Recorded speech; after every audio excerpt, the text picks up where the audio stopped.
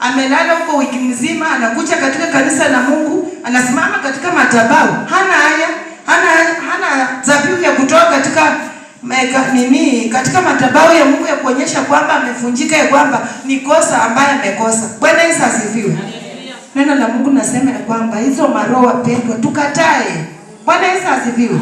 Tukatae hizo roho, tuondokee katika maisha yetu. Tunapoendelea na hizo roho, hakuna mahali tunaenda. Tutaomba hii kanisa. Tutaomba watoto wetu Mungu awafungue, hawatawafungue. Bwana Yesu asifiwe sana. Mimi niko na imani ya kwamba katika upande wangu nitafaulu. Bwana Yesu asifiwe sana.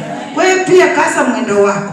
Ambia Mungu wako asimame pamoja na wewe. Kama uko katika hekalu la Mungu na kama uko na hii roho ya Jezebel, uko na hii mambo ya kufanyia biashara katika nyumba ya Mungu, wapendwa, wachana na hizo story.